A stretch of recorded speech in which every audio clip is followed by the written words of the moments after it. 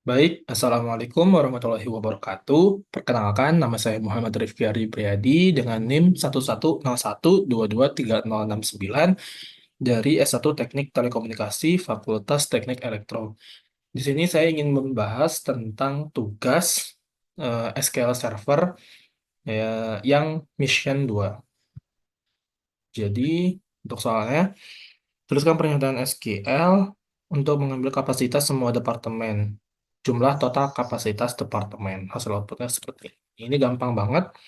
Jadi select capacity, karena kapasitas kan, terus tinggal dijumlah aja. Sum capacity, terus eh, dialiaskan menjadi total kapasitas departemen dari tabel departemen. Hasilnya seperti ini. Sama. Lanjut nomor 2, tulis pernyataan SQL untuk menemukan nilai rata-rata untuk nomor siswanya M sekian, kecualikan nilai 0, tapi tampilkan nilai rata-rata yang dibulatkan ke satu angka desimal saja. Jadi di sini hasilnya sama, 2,9, sini juga 2,9. Jadi untuk nomor 2 ini, eh, kita kan ambil nilai poin dari tabel grade kan. Poin, terus kita rata-ratain dulu. Nah, setelah ketemu rata-ratanya, karena tadi dimintanya itu ke satu angka desimal, maka di sini menggunakan round. Round yang koma satu. Karena kita membulatkan eh, satu angka desimal saja. Terus dari tabel grade, nah dengan student number-nya itu M sekian, N poinnya itu kita nggak mau ngambil 0. Jadi N not point sama dengan 0. Kayak gitu. Itu untuk nomor 2. Selanjutnya nomor 3, tulis pernyataan SQL untuk yang menampilkan gaji tahunan dosen dalam bentuk jumlah gaji tahunan menurut departemen. Seperti yang ditunjukkan pada hasil output di bawah, kriteria pengurutannya itu ditampilkan secara menurun berdasarkan nomor departemen. Nomor 3, nah hasilnya ini ada berapa? 2, 4, 6, 8, 10. Ada 10. 1, 2, 3, 4, 8. Ini ada 8 sama. Jadi karena dimintanya nomor departemen dan total gaji tahunan, maka di sini tuh uh, departemen number dan nah salary-nya kita ambil uh, menggunakan jumlah. Jadi jumlah dari salary kita aliaskan menjadi total gaji tahunan dari tabel profesor dengan departemen number-nya itu yang nggak kosong, is not null. Karena di sini kan ada ternyata di departemen number-nya itu ada yang kosong, ada yang nol dan itu nggak dihitung kayak gitu. Terus di sini group by departemen number karena kan ini penjumlahan eh, gaji ya.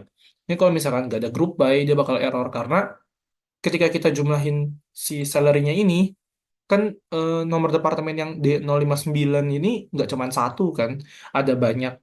Jadi kayak error gitu loh. Ketika kita jumlahin semua gaji, tapi kenapa di sini D059 itu ada dua, ada tiga, bahkan ada banyak gitu kan. Jadi eh, si apa SQL Server ini ngedetek kalau dia eh, ada error gitu. Entah kayak gini. Gini nih. Kita running. Nah, kolom tabel profesor yang departemen number is invalid. The select list because it is not contained. Jadi, nah di sini dia bilang nih aggregate function or the group by clause. Jadi kayak harus menggunakan klausa group by kayak gitu. Jadi supaya eh, dari si departemen number ini kita grouping jadi satu doang. Terus eh, gajinya juga dijumlahin gitu berdasarkan departemen numbernya kayak gitu. Lalu diurutkan berdasarkan departemen number secara menurun. Oke, itu nomor 3. Selanjutnya nomor 4, tulis pernyataan SQL untuk mengambil nama dosen dan gaji tahunan di antara informasi tentang dosen yang baru direkrut. Namun, fungsi sysdate digunakan untuk menentukan apakah akan merekrut karyawan baru. Nomor 4. Hmm, hmm, hmm. Nah, hasilnya sama. Jadi untuk nomor 4 itu diminta nama dosen dan gaji. Ya udah, profesor name dan salary dari tabel profesor. Nah, yang membedakan adalah di sini. Dia mau ngambil, tapi di antara informasi tentang dosen yang baru direkrut tahun ini. Tahun yang baru dong. Nah, makanya di sini where kita kan mau ngambil tahunnya doang kan. Year dari hire date, itu sama dengan year dari get that atau mengambil apa merekrut karyawan baru di tahun ini kayak gitu. Karena di sini kan sysdate ya, ternyata sysdate di SQL Server di SSMS itu nggak ada. Jadi sysdate di SQL Server itu menggunakan getDate kayak gitu. Ini untuk nomor 4. Jadi kita ngambil tahun dari hire date, kita sama dengan tahun yang sekarang tahun ini kayak gitu. Itu tuh nomor 4. Selanjutnya nomor 5, tulis pernyataan SQL untuk menampilkan nama siswa dan tanggal lahir siswa yang alamatnya terdaftar sebagai busan, seperti yang ditujukan pada hasil output. Dan ini eh, kriteria pengurutannya itu secara menaik berdasarkan nama siswanya. Jadi nomor 5. Nah, oke. Hasilnya sama. Ada 3 juga. Jadi yang pertama karena mintanya nama mahasiswa dan ulang ulang tahun ya. Ulang tahun itu kan student birth. Jadi kita ambil student name dan student birth. Cuman pada student birth ini kan bentuknya itu seperti ini ya. 02 terus ada tambahan string month atau bulan. Jadi eh, kita menggunakan substring. Jadi dari student birth kita ambil dari urutan ketiga karena urutan pertama itu tahun, lalu bulan eh, nggak tahu sih tahun dulu atau tanggal dulu. Cuman yang pasti untuk bulan itu pasti ada di tengah. Karena kan ada 4 ya. Nih, sebentar. Select. Hmm, eh, eh. Nah, yang tabel student itu, nah ini ada 6 kan? 01, 12, 20. Jadi eh, kita ngambil student birth-nya dari yang ketiga. Dari yang ketiga, ini kan ketiga nih. Satu, dua, tiga. Oh, yang satu nih. Nah, dari satu ini kita ngambil dua setelahnya. Jadi kita ambil satu, dua. Misal kayak gitu. Cuman karena di sini kan where student address-nya itu yang ada busannya. Pokoknya dia lahirnya tuh yang ada di Busan. Jadi hasilnya tuh ya kayak gini. Kita ambil 03 gitu. 0 itu ada di urutan ketiga dan kita ngambil dua setelah 0 itu. Jadi 0 dan 3 kayak gitu. Itu untuk student birth. Terus tambahan string mon dan dialiaskan menjadi ulang tahun. Dan diurutkan berdasarkan student name secara menaik. Tadi kan dimintanya. Kayak gitu. Itu untuk nomor 5. Selanjutnya nomor 6, tuliskan pernyataan SQL untuk mengambil jumlah nilai siswa dengan nomor siswa M sekian dan M sekian seperti hasil output. Urutkan berdasarkan nomor siswa dalam urutan menurun. Nomor 6. Nah, gampang. Jadi di sini select the number dan juga eh, sum point. Jadi kan di sini total nilai ya. Jadi dari tabel grade pasti kan. Dan juga nilai itu poin. Kita jumlahin poin dan kita ganti namanya menjadi total nilai. Lalu kita ngambil student number-nya itu dari si M377 sekian dan M330 sekian. Nah, seperti yang tadi, kalau misalkan dalam select itu ada format sum, count, dan apa lagi ya? Pokoknya ada format distinct kayak gitu. Nah, itu pasti menggunakan group by karena ya seperti yang tadi dibilang tadi kan sebelumnya. Jadi ketika kita ngejumlahin si poin ini, student number-nya ini kan eh, banyak ya dari poin-poin itu. Jadi ketika udah dijumlah, student number ini kayak bingung kayak gitu. Karena kan banyak student number nggak cuma satu. Misal M377 sekian ini nggak cuma satu, tapi ada banyak. Nah, makanya di sini menggunakan group by. Kita grouping berdasarkan student number atau nomor mahasiswanya kayak gitu. Lalu kita ambil si jumlah poinnya kayak gitu. Lalu diurutkan berdasarkan student number secara menurun ya. Ya, urutan menurun nomor mahasiswa. Nomor siswa. Kayak gitu. Itu nomor 6. Selanjutnya nomor 7. Tulis pernyataan SQL untuk menanyakan jumlah mata kuliah yang SKS-nya antara 3 dan 5. Jenis mata kuliahnya itu pilihan utama. Nah, ini maksudnya pilihan utama ini wajib. Ini kayaknya kesalahan translate. Jadi, harusnya mata kuliah, jenis mata kuliahnya itu mata kuliah wajib. Kayak gitu. Jadi, sini nomor 7. Nah, jumlah mata kuliahnya 2. Jadi, di sini select, kita kan ngambil dari class time ya, karena waktu yang mau kita ambil, SKS kan. Jadi class time, terus kita distinct, artinya kita eh, pecah jadi cuman ada satu, misal dua ada banyak gitu, dua, dua, dua, dua. Itu kita ambil cuma satu, terus kita hitung berapa banyak menggunakan count, kayak gitu. Terus kita apa? Kita aliaskan menjadi jumlah mata kuliah, terus kita ambil dengan class time-nya itu rentangnya antara 3 dan 5. Ya kan? Di sini SKS-nya antara 3 dan 5, makanya menggunakan between. Sebenarnya bisa saja menggunakan class time lebih dari 3 and class time kurang dari 5. Cuman, karena di sini ada perintah antara, jadi lebih baik menggunakan between. Jadi between 3 dan 5. Between 3 and 5. Gitu. Dan kelas tipenya itu mata kuliah wajib. Kalau misalkan sini mata kuliah pilihan, nah hasilnya tuh nol. Karena di mata kuliah pilihan itu eh, nggak ada yang kelas time-nya tuh antara 3 dan 5. Adanya tuh di mata kuliah wajib. Nah, ini kayaknya ada kesalahan terasa. Maksudnya pilihan utama itu mungkin wajib ya. Kayak gitu. Itu untuk nomor 7. Selanjutnya nomor 8. Tulis pernyataan SQL untuk menanyakan apakah siswa yang sedang cuti memiliki dosen pembimbing seperti hasil output. Urutkan berdasarkan nama siswa, tapi ini nggak tahu urutannya secara menurun atau menaik. Tapi kalau misalkan dari nama mahasiswa ini kan C, berarti kalau ke bawah berarti menurun lah ya. Kayak gitu. Ini nomor 8. Nah, pertama kita ngambil nama mahasiswa, student name. Terus, nah di sini kan memiliki dosen pembimbing atau tidak. Dosen memiliki dosen pembimbing atau tidak itu kan eh, ada di tabel student dengan namanya itu coach professor number. Jadi di sini kita menggunakan case when karena di sini kan antara iya dan tidak kan, memiliki atau tidak memiliki. Makanya kita menggunakan case when. Jadi ketika ini hasilnya ini, ketika itu hasilnya itu kayak gitu. Jadi ketika di sini tuh case when dari coach professor number kan, aduh, nah, yang kosong is null karena kita ambil patokan yang kosong dulu, yang kosong. Kalau misalkan dia nggak punya apa dosen pembimbing, dan dia itu akan menampilkan tidak memiliki dosen pembimbing. Dan di sini nggak pakai case, nggak pakai when lagi karena kemungkinannya kan hanya dua, antara dia punya atau tidak. Makanya di sini langsung saja menggunakan else, artinya ketika coach professor number-nya ini ada, is not null gitu kan.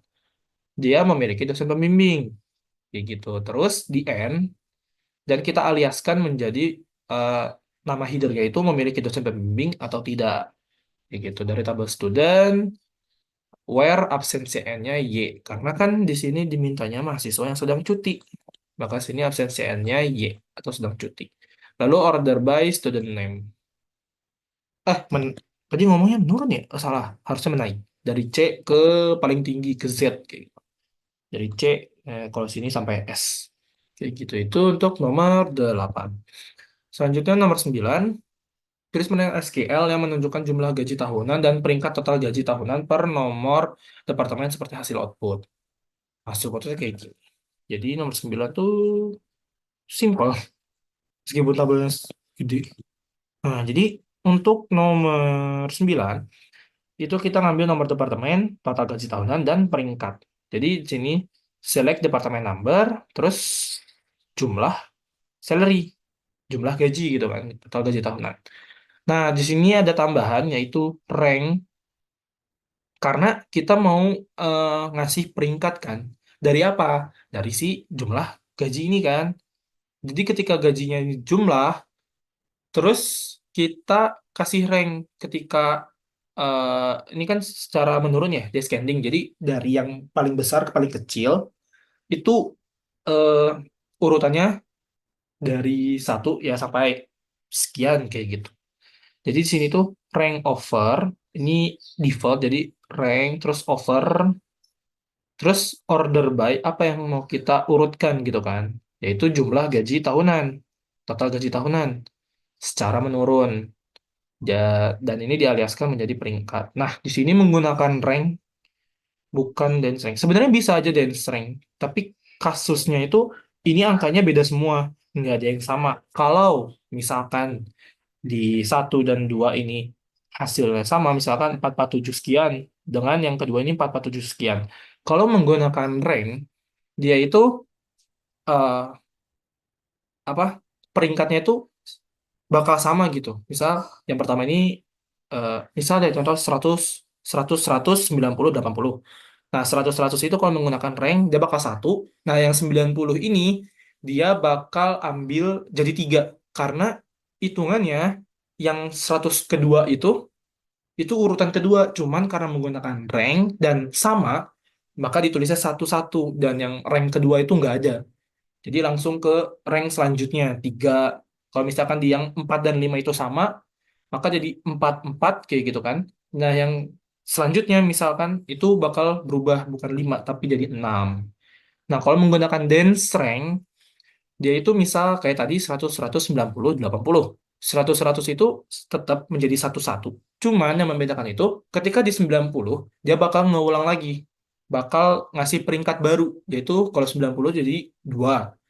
Terus 80 jadi 3. Kalau misalkan ada 77, 70, 70, terus 60, berarti urutannya tuh 4, 4. Nah, yang 60 ini, dia tuh bakal jadi urutan baru, bukan urutan yang udah diambil sebelumnya. Kayak gitu. Pokoknya bedanya cuma di situ. Jadi yang satu ngulang. Kalau ada yang sama dihitung, tapi dihilangin peringkat. Jadi bakal next ke peringkat seterusnya, bakal lanjut terus. Sedangkan dance rank itu bakal memperhitungkan yang sama, tapi tidak melanjutkan peringkat selanjutnya. Jadi bukannya menghilang, tapi bakal ya dihitung satu dua tiga kayak gitu. Kalau rank itu enggak. Kalau ada yang sama ya, ya udah dihitung dua, tapi angkanya peringkatnya tetap satu satu. Tapi yang ketiga itu bakal jadi tiga peringkatnya, bukan dua. Kayak gitu. Itu perbedaan antara rank dan dance rank. Jadi di sini bebas menggunakan rank ataupun dance rank karena kalau lihat dari total gaji tahunan itu nggak ada yang sama. Tapi alangkah baiknya itu menggunakan dance rank karena peringkatnya itu biar terlihat oh ini peringkat dua atau peringkat tiga gitu. Bukan yang tahu-tahu satu-satu langsung tiga kan bingung ya kayak gitu. Lalu ya sama seperti tadi karena di selectnya itu ada sum salary maka di sini menggunakan group by dari departemen number ya kayak gitu. Itu untuk nomor 9. Selanjutnya nomor 10, tentukan pernyataan SQL untuk mengambil nomor siswa, nilai rata-rata kelas untuk siswa dengan nilai rata-rata kelasnya itu 3 atau lebih tinggi. Dan ini urutannya berdasarkan nomor siswa dan menaik. Nomor 10, nah ini. Itu nomor 10 sama hasilnya, ada dua juga, 3,5 dan 4. Jadi kita ambil nomor siswa dan nilai rata-rata. Student number dan poin, kita average. Average point. Dialiaskan menjadi nilai rata-rata. Dari tabel grade, nah ini kita grouping berdasarkan student number, dan di sini kita bukan menggunakan where, tapi kita menggunakan having. Karena pada eh, keadaan yang mau kita ambil itu kondisinya setelah rata-rata. Jadi setelah dirata-ratakan, kita mau ngambil kondisinya ini eh, seperti apa. Kalau misalkan where itu eh, kalau misalkan di sini average-nya dihilangin, kalau poin doang gitu. Berarti kita menggunakan where karena kan ini udah ada di ininya ya, apa di tabelnya gitu. Dan ini menggunakan average point. Nah, misal ini nggak ada, terus ini itu ganti menjadi where eh, apa ya? Nilai rata-rata poin poin lebih dari 3 gitu kan. Nah, itu bakal error, bakal nunjuk eh nggak nggak error ding. Tapi enggak ding, kan ini harusnya average ya. Kita ngambil average dari poin ini, kita mau ngambil average-nya bukan poinnya doang. Nah, tuh dia bakal error. Aggregate might not appear in where clause. Jadi dia harus menggunakan having clause. Kayak gitu. Nah, fun fact lagi, kalau misalkan kita taruh having-nya di atas, dia bakal error lagi. Karena kedudukannya ada di materi berapa ya, lupa. Nah, itu kedudukan kedudukan having itu lebih apa ya? Lebih duluan group by dulu daripada having. Kalau urutannya kan select, from, terus where, group by, order by. Kayak gitulah kalau dalam contoh ini. Tapi kalau misalkan having itu berbeda dengan where. Jadi kayak dia tuh harus setelah group by. Jadi urutannya select, from, where, group by, having, baru yang paling terakhir tuh order by. Kayak gitu. Itu untuk nomor 10. Selanjutnya nomor 11. Tulis pernyataan SQL yang menampilkan jumlah jurusan dan kapasitas di setiap departemen akademik. Seperti yang ditunjukkan ini. Urutan urutannya menurun berdasarkan departemen akademik. Ya, departemen akademik yang kan ini doang. Jadi nomor berapa nih? Nomor 11. Nah, ini 11. Ah, nah, sama lah. Ini ada 4, ini juga ada 4. Oke, nah, untuk nomor 11, kita ngambil kategori departemen. Kategori. Terus departemen name, jumlah departemen kan. Jumlah departemennya kita hitung tuh, kita count. Terus untuk kapasitasnya juga kita jumlahin, kita sum. Dari tabel departemen, nah karena sini ada sum, apalagi di sini ada count departemen name, makanya sini kita menggunakan group by berdasarkan apa? Kategori. Terus kita order by kategori descending. Udah selesai. Jadi maksudnya itu di jumlah departemen kita count ada berapa departemen di setiap kategori departemen ini. Kayak bentar. Select all from ya. Nah, sini kan kayak departemen perdagangan, ini kayak humaniora dan ilmu sosial. Itu kan ada dua kan? Ini ada dua, yaitu departemennya itu perdagangan dan bisnis. Ini ada dua, terus ini ada dua, satu dan satu. Makanya di sini kayak tiga, oh tiga ding. Humaniora dan ilmu sosial tiga, ini dua, ini satu, ini dua kayak gitu. Makanya di sini dijumlahin kategorinya, departemen name-nya, dan kita jumlahin juga kapasitasnya. Dari yang kita grup by-in dulu, kita grup by-in kategorinya. Jadi humaniora ini kita gabungin jadi satu, terus kita jumlah ada berapa? Ada tiga kan, yang departemennya yang di humaniora dan ilmu sosial, terus kapasitinya dijumlahin tuh 36, 20 dan 36. Hasilnya ya 72 kayak gitu. 72, 92. Nah, kayak gitulah. Itu untuk nomor 11. Selanjutnya nomor 12, tulis pernyataan SQL yang menampilkan informasi dosen dengan gaji tertinggi seperti hasil output. Nomor 12, simpel banget, cuma dua baris, dua line doang. Jadi kita select, kita tambahin string gaji tertinggi adalah, terus kita tambahin. Nah, kan tadi mintanya gaji yang tertinggi ya, berarti max salary.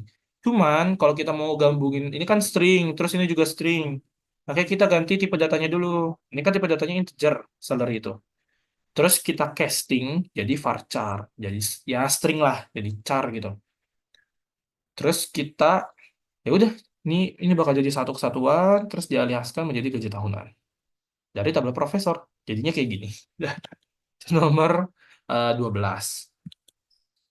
Ini nggak ada titiknya ya, kurang titik. Nah, sama nggak? Ah, sama. Oke, itu nomor berapa? 12 ya. Selanjutnya nomor 13, jadi pernyataan SQL untuk mengambil gaji tahunan rata-rata profesor yang tidak termasuk dalam departemen ini. Namun bulatkan ke ribuan won terdekat saja. Nomor 13. Untung. Nah, hasilnya sama.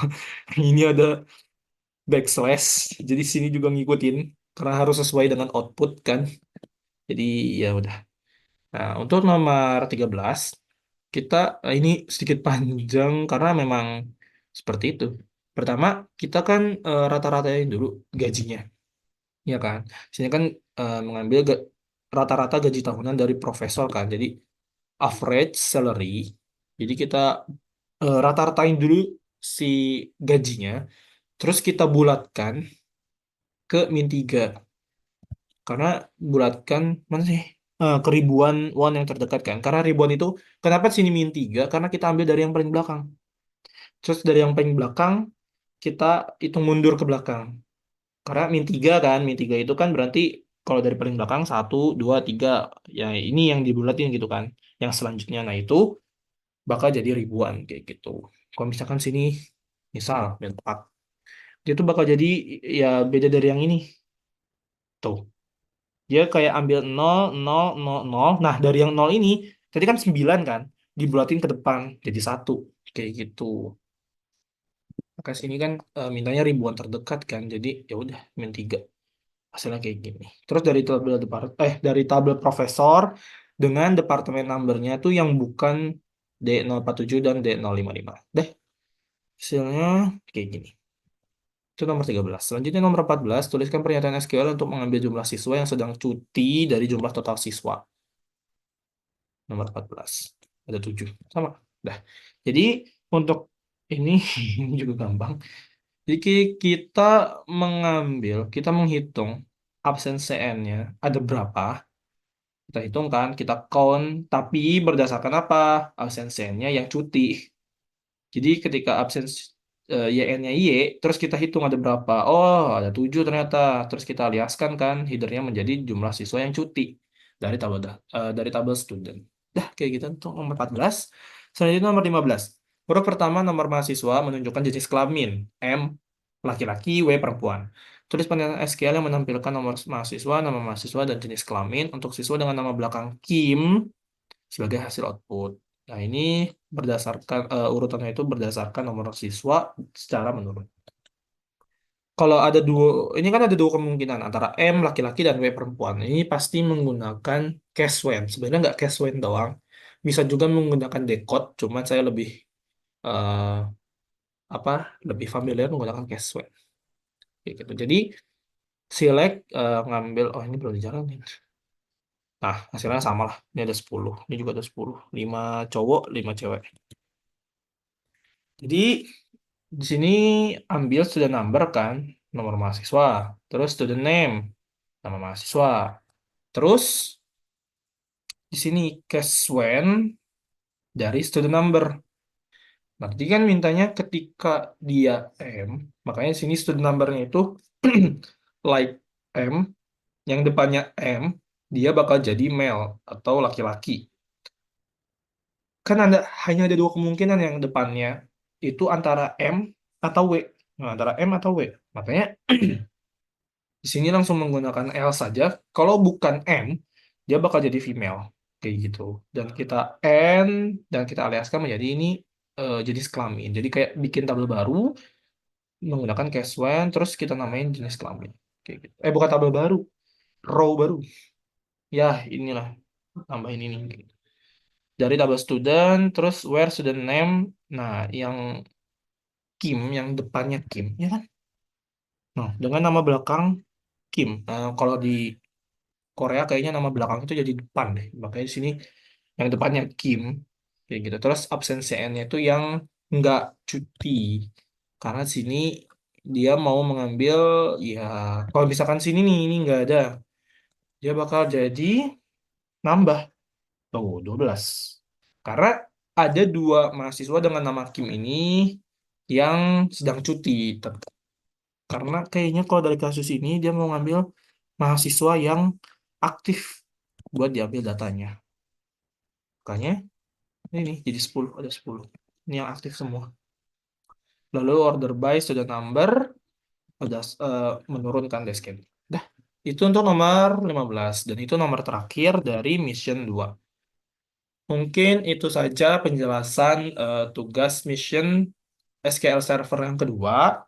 Kalau ada salah-salah kata atau ya kesalahan apapun mohon dimaafkan. Sekian, terima kasih. Wassalamualaikum warahmatullahi wabarakatuh.